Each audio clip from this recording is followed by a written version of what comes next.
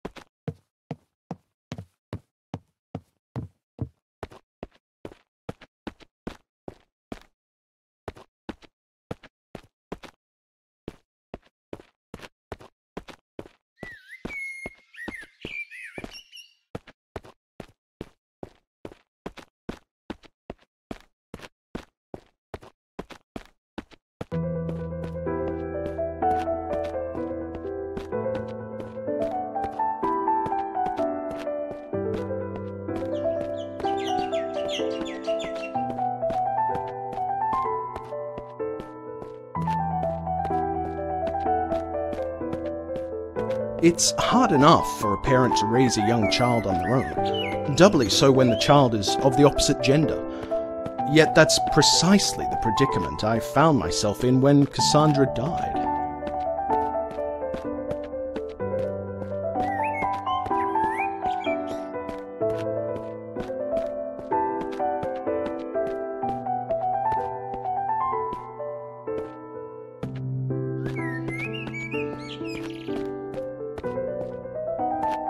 By all means, both sets of grandparents did their best to help out, but my pride dictated that I could only ask so much of them. I needed to prove to everyone, not least of all myself, that I could do this. I had no desire to be the all but absent father that my own had been, and endeavored to spend as much time as I could caring for my daughter in the most direct way possible. I won't deny that the odd drink came in handy during this early period, but it was yet to become a problem.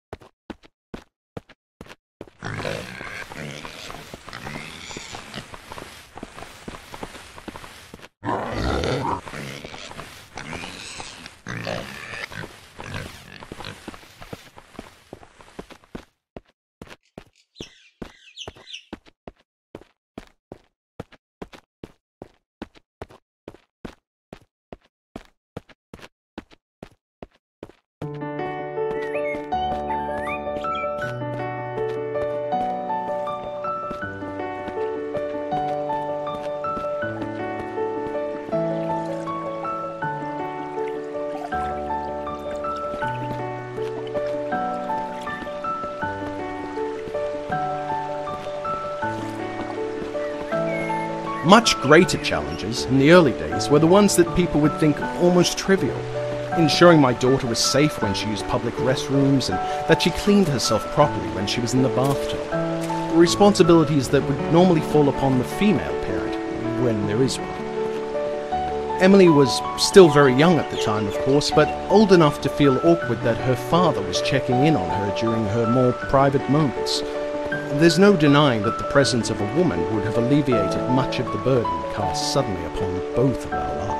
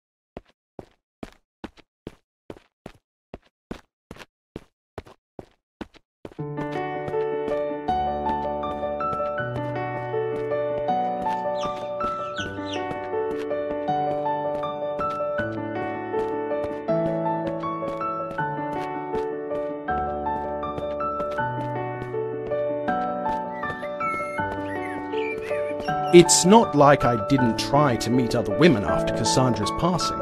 I even went on the odd date, but, well, between my teaching job and my responsibilities as a single parent, it was hard to not only find the time, but to find someone to babysit for the evening, without calling upon the goodwill of the grandparents yet again. Most of all, though, it was impossible to find someone to fill the yawning void that Cassandra had left in her wake.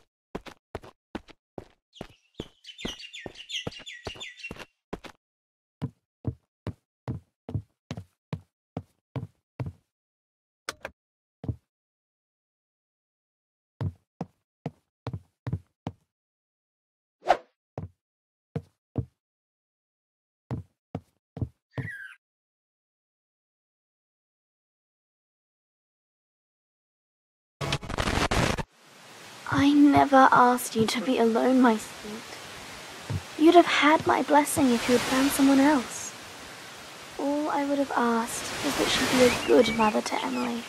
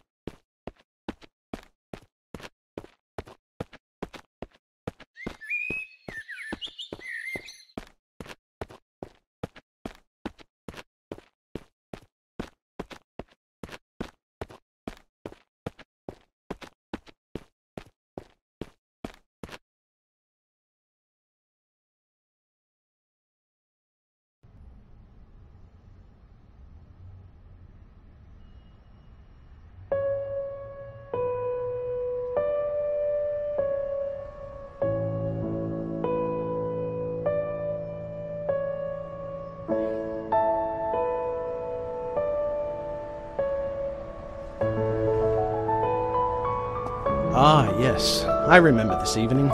My wife left a note for me with a friend of ours who worked at a place called Danny's Cafe. She always did like her little games. We had a lot of good times in this district, made a lot of good friends, enjoyed a lot of good meals, but there are unfortunately other memories which I associate with this place.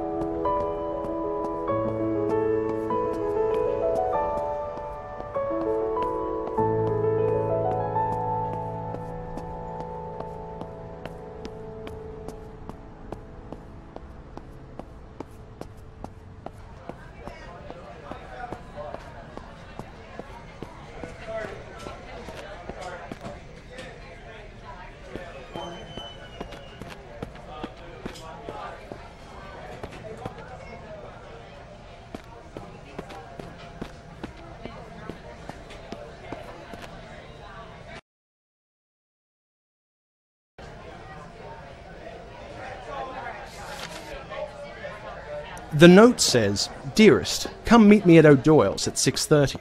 Oh, but one small favour along the way. Emily says she left Kiri in the playground. You know how upset she gets without her bunny rabbit." Oh dear. Still, I guess I'm not one to judge.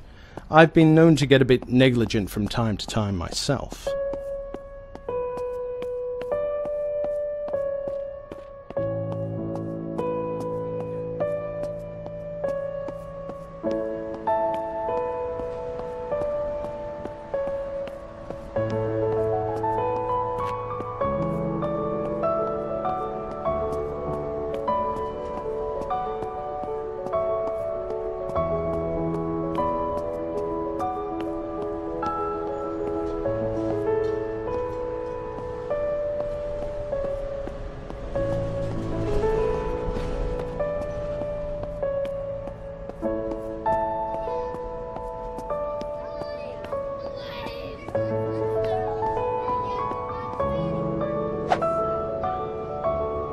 That's one errand run.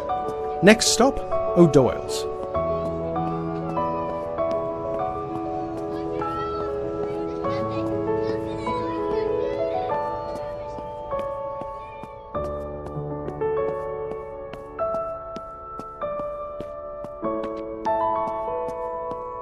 Ah, the aromas of this district, the delectable scent of recently roasted coffee beans, freshly cut cake, and all manner of chocolatey delights.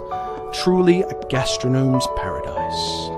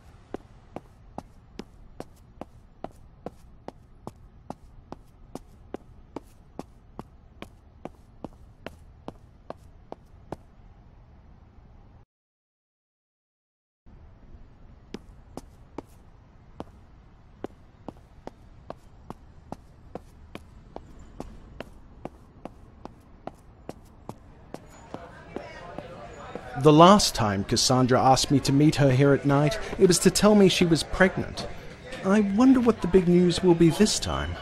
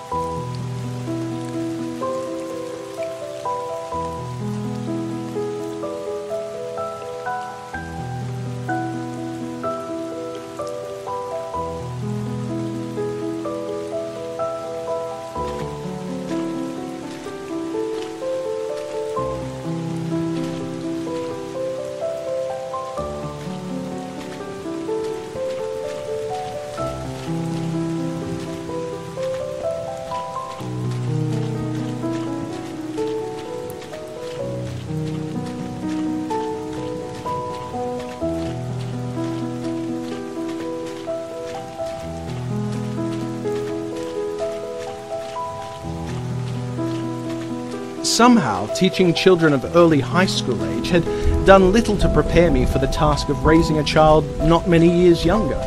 She still had an innocence at her age, while the scamps that I taught, I'm being a bit harsh of course, but, well, the students that I taught were in the process of growing up very quickly. A little too quickly, some of them. I sincerely hoped that my Emily wouldn't be quite so precocious by the time she was that age.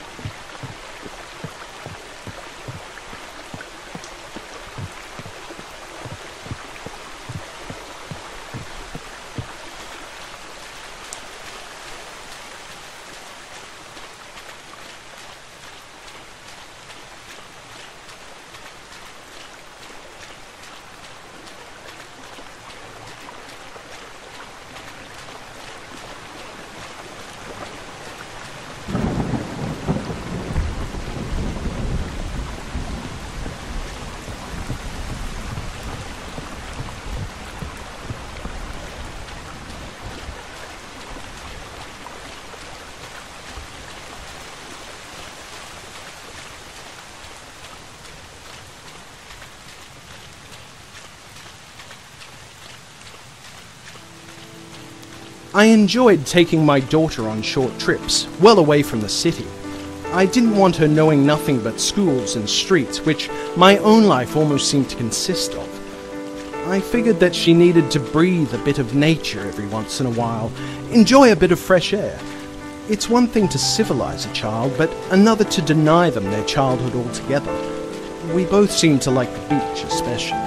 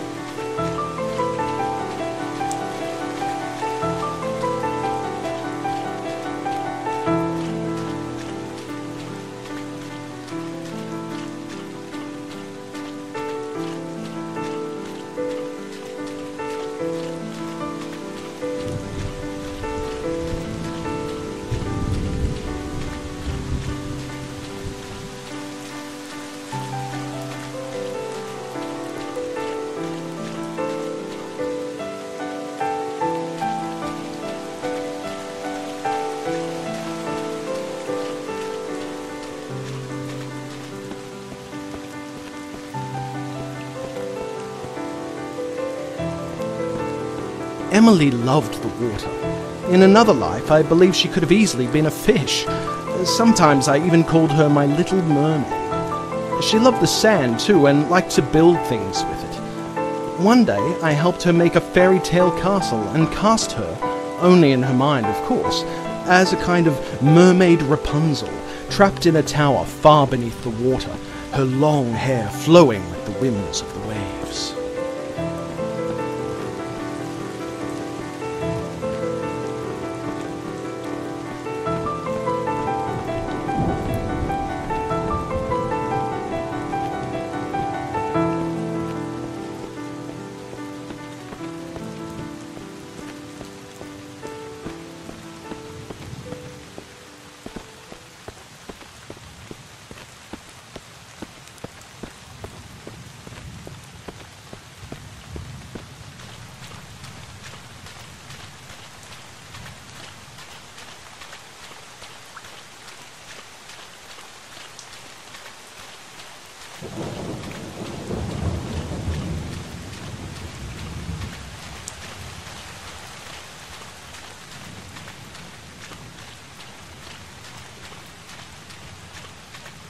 "Would you be my prince and come to save me, Daddy?"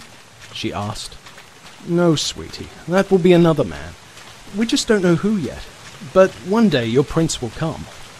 I further hoped to myself, and only to myself, that the man in question wouldn't merely break her heart. I wished nothing more for her than to find the happily ever after that eludes so many others.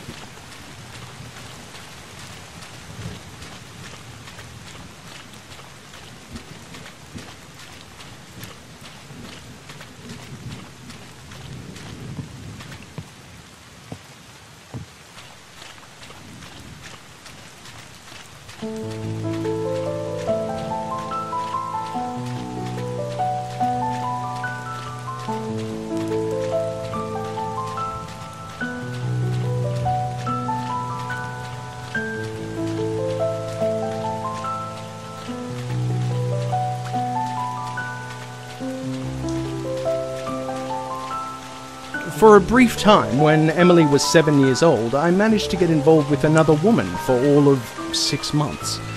Another teacher at the same high school. When that ended, we did our best to go back to just being friends and colleagues, but it wasn't long before the woman in question happened to find herself a job at another school. I never knew whether I was the primary cause for her leaving, but knew that it was probably for the best. She only met Emily once. I don't think Emily liked her very much. Yes, it was probably for the best.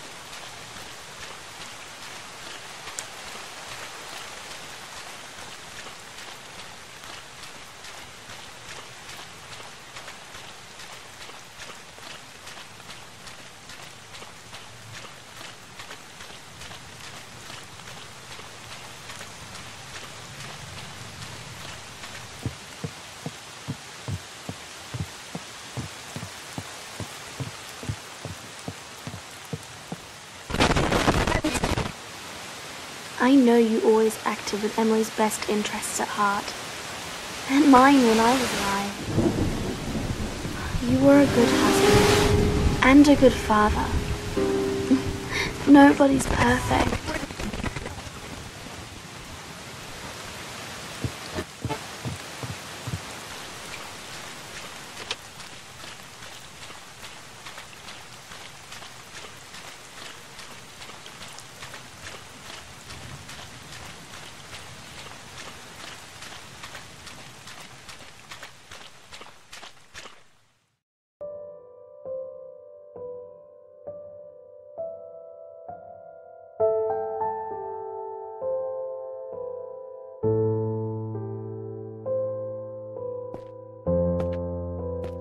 Ah, memories.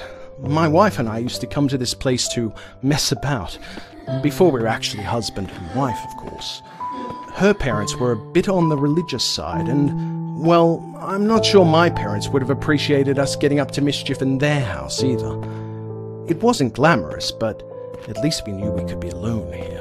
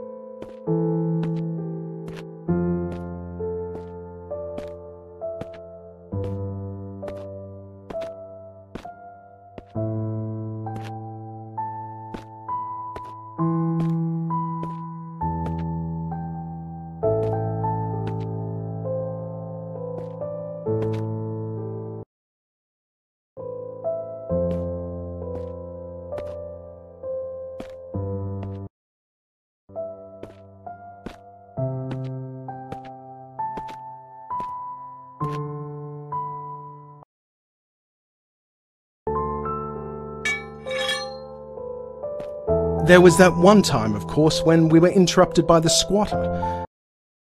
He seemed a bit embarrassed by his discovery, truth be told. We quickly finished up our business and respectfully departed. During future visits, we made a point of keeping to the other end of the building, just in case.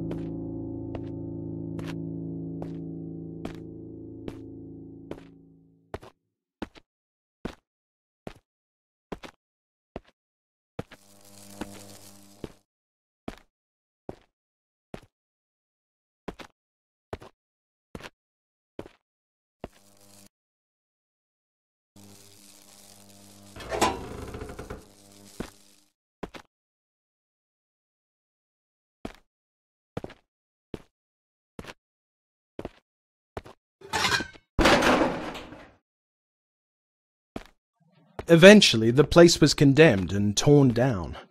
It was no great skin off our knees, given that we'd already moved on, but I always wondered about that homeless man. I certainly hope he wasn't inside the building on the demolition day. He'd be long gone by now, either way.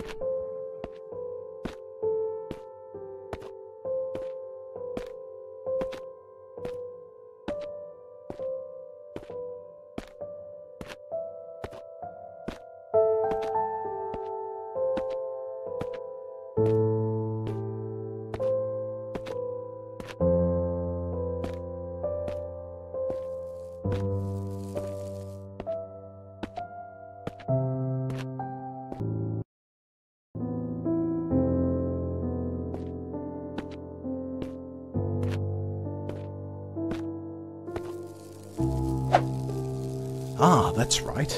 I'd completely forgotten that this was where we found Kiri, named him, and jokingly decided to keep him should we ever have a child together. Careful what you wish for.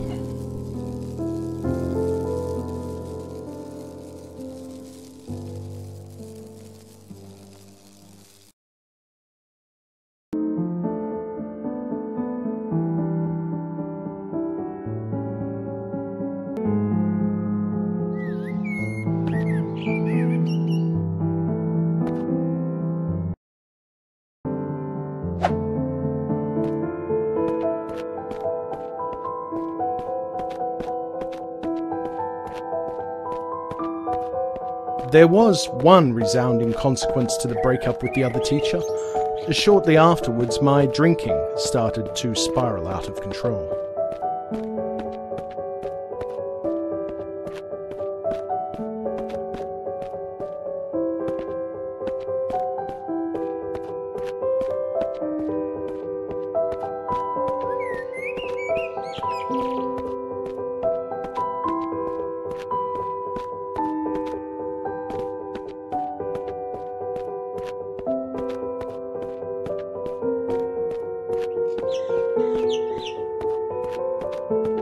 Perhaps it shouldn't have come as a surprise. My father had been something of a drinker when I was young, though he did manage to reduce his intake by the time I left home, thanks to the numerous threats of divorce from my mother.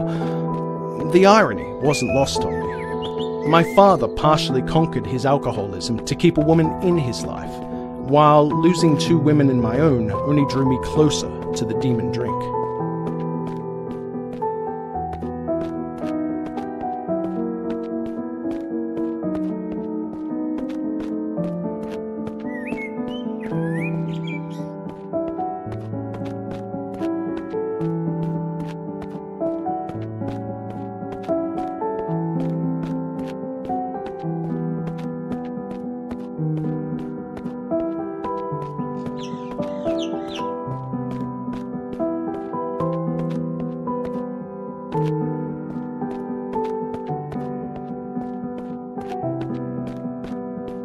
I never hit Emily.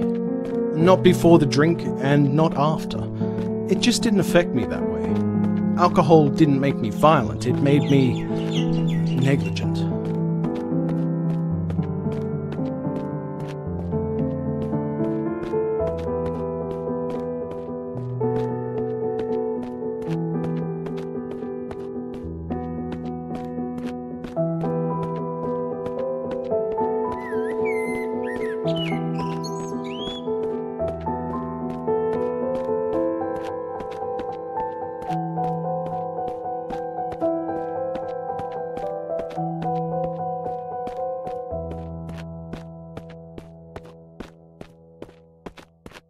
Which isn't to say that I wasn't known for my occasional bouts of verbal aggression. That much I can't deny, and I probably raised my voice to Emily more often than I should have. I certainly recall at least one occasion when I reduced her to tears, and there were probably other occasions that I simply can't remember. But I never hurt her physically. That much I'm certain of. That just wasn't who I was or who I am today. I might be a weak man, but I'm not a total coward.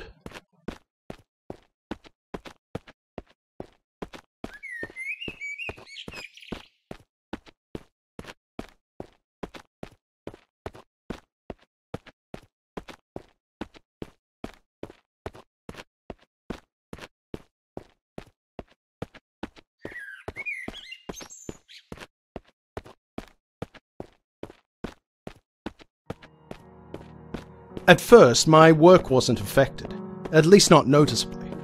As the months progressed, however, I found myself substituting the water in my plastic bottle for vodka. Only sometimes, on especially hard days, and only a partially full bottle. No one ever knew, of course, though my work performance was questioned on 1 or 2 occasions. That said, my job was never in threat, at least for the first year or so. Then came the day of a certain small incident, and, well...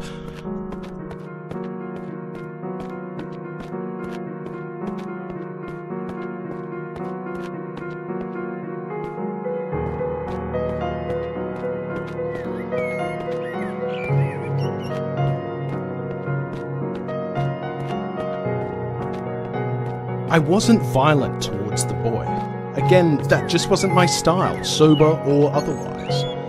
But I definitely raised my voice at him and demanded that he leave my classroom and never darken my doorstep again. I might have even sworn at him. The official report certainly claims that I did.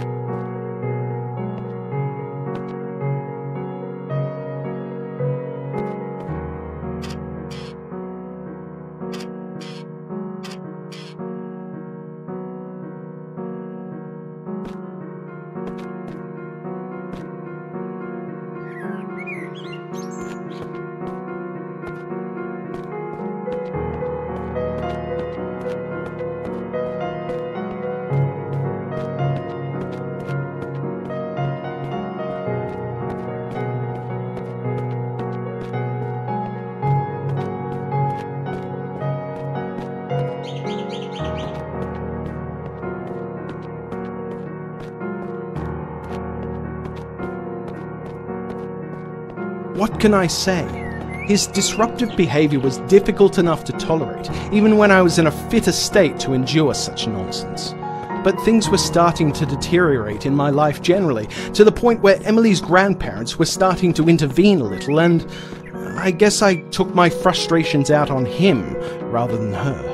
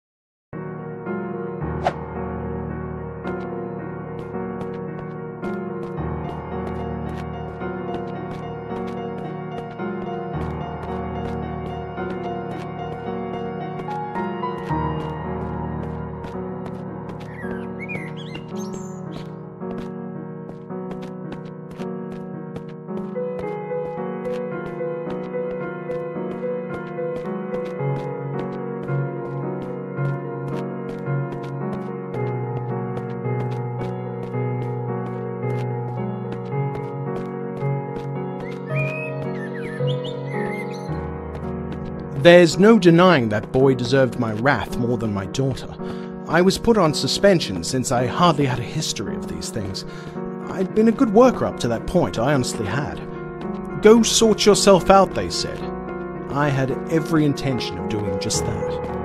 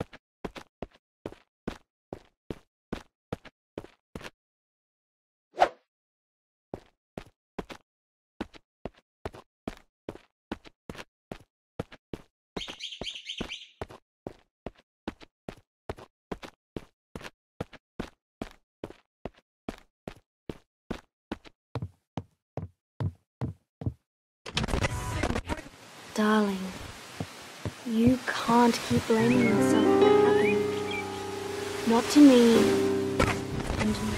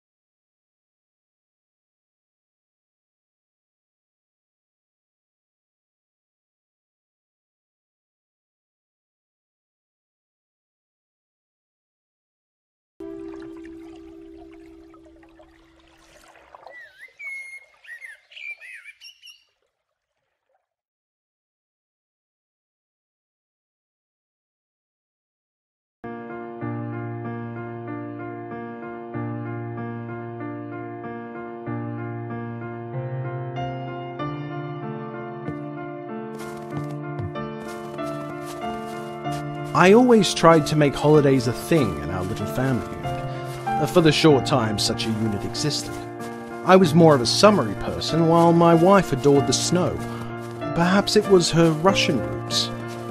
Our daughter was happy almost anywhere and everywhere, but there's no denying she felt the cold more than any of us.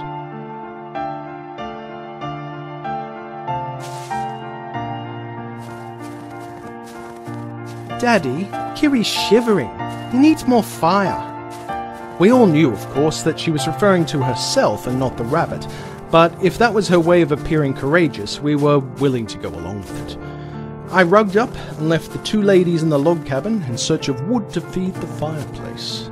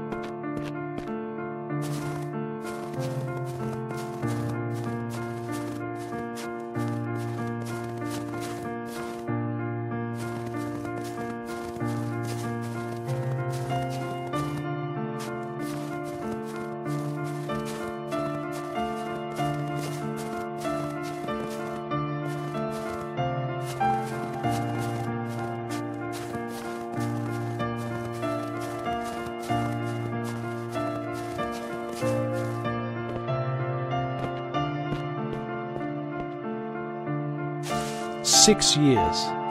That's all the time we had together. All three of us. All the time that Emily had to get to know her mother.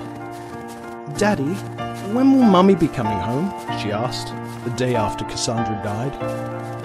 I opened my mouth to answer, but all that came from my throat was an impotent choking sound. Tears were quick to follow. Emily, brave little soul that she was, did her best to console me.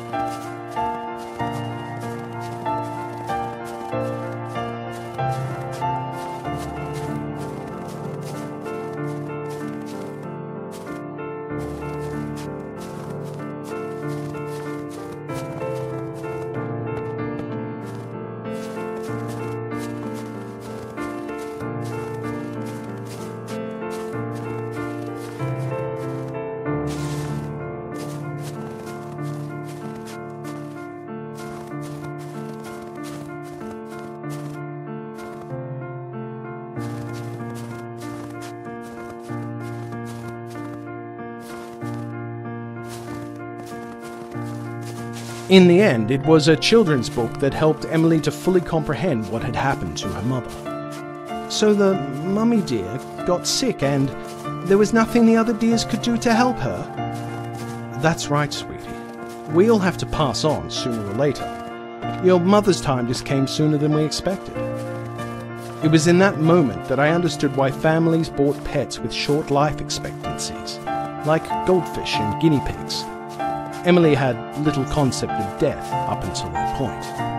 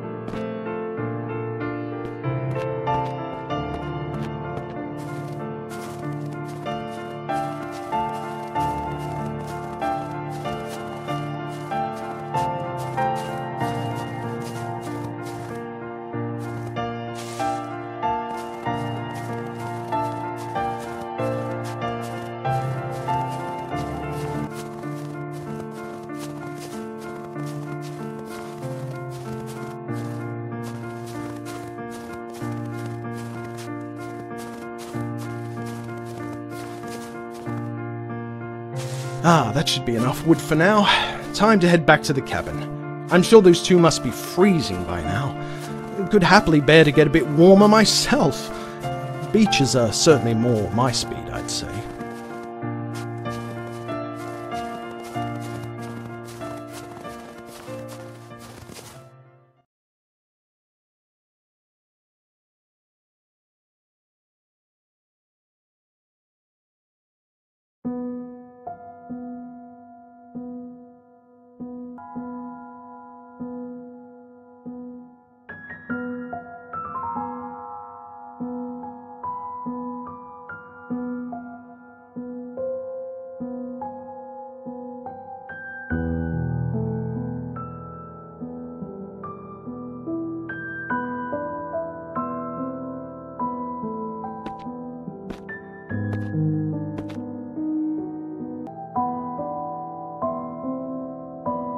Things went swimmingly for the first few days of the beachside trip, no bad puns intended, and Emily was enjoying every minute of it. Sometimes I worried that I may have created a slight loner of a kid, given how happy she was to play by herself, how proficient she was at finding her own entertainment.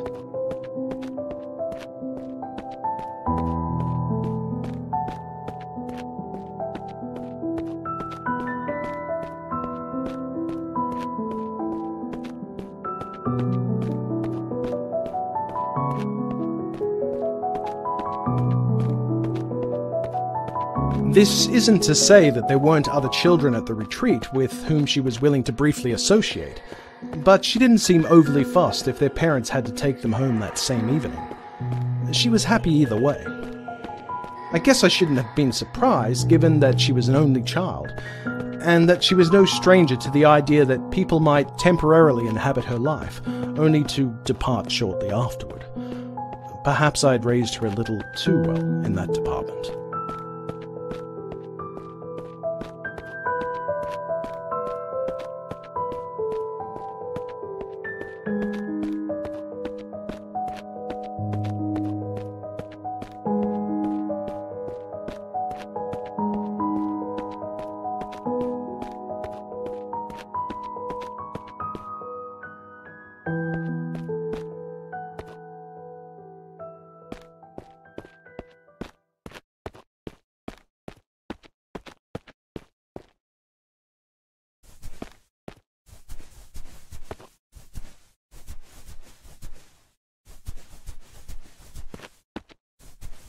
In the meantime, I was having my own version of a good time.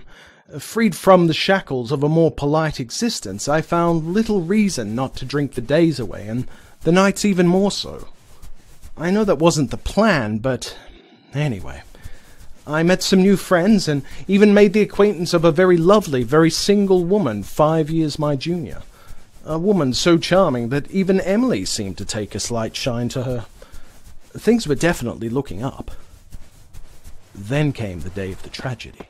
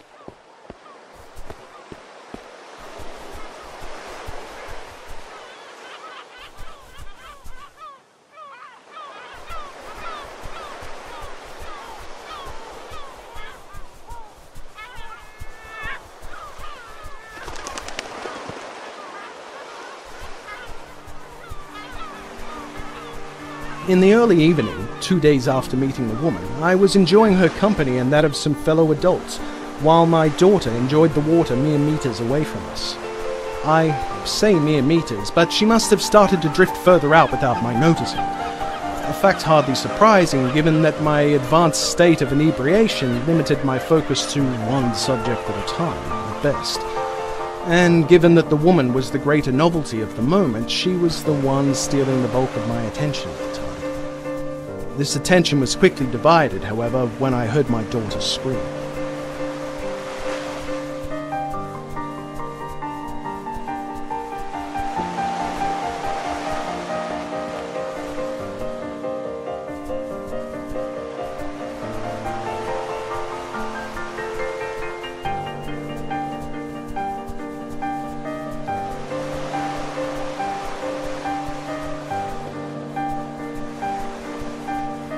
It's strange the sudden clarity one can experience, the moment one realizes that something they love is in danger. I leapt to my feet and caused all manner of calamity as I scrambled to free myself from the tiny maze of tables and chairs that surrounded us. Somewhere behind me, another man from our entourage was rushing to join me, but I was quicker to reach the waterside and wade frantically in, shouting my daughter's name.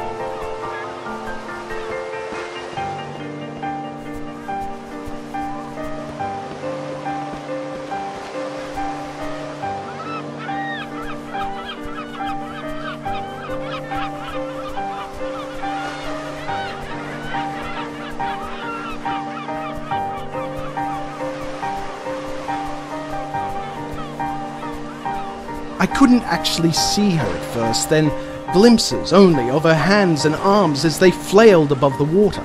All thoughts of my own current capacity to swim were tossed aside, and I launched myself into the ocean, fingers first. I'm not even sure if I was swimming in the correct direction the whole time, but my body knew it had to press on, irrespective. Something inside my burning brain told me that as long as I pushed myself forward, I could aid my daughter. By the mere fact of willing myself to be her savior, that was what I would somehow become.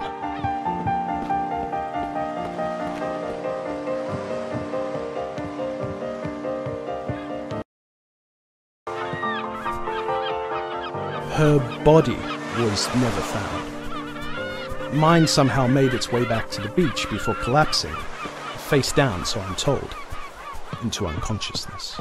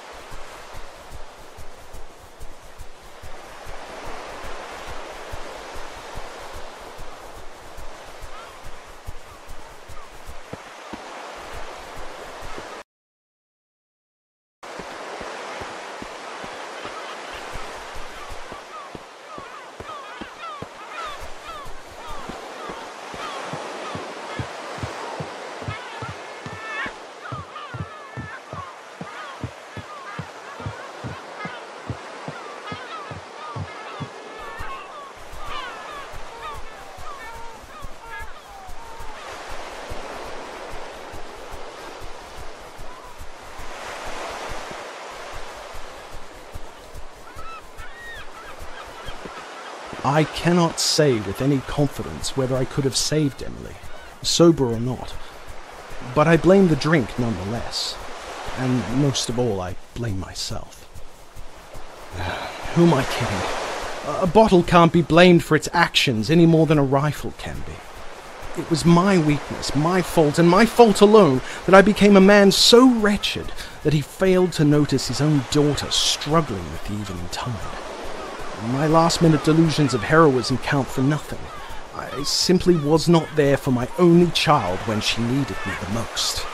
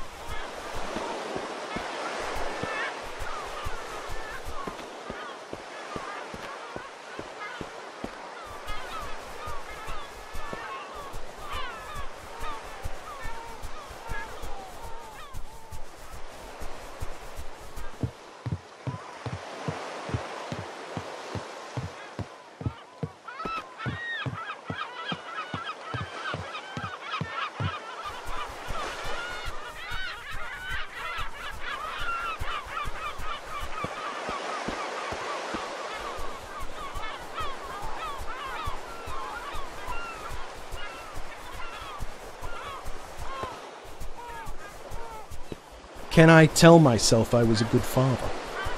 No, but I did try, more than my own father ever did.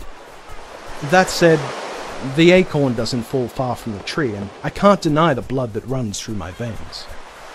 But I've punished myself plenty, and I've improved my ways. I don't drink anymore, and every year I make this pilgrimage to prove this fact to my daughter.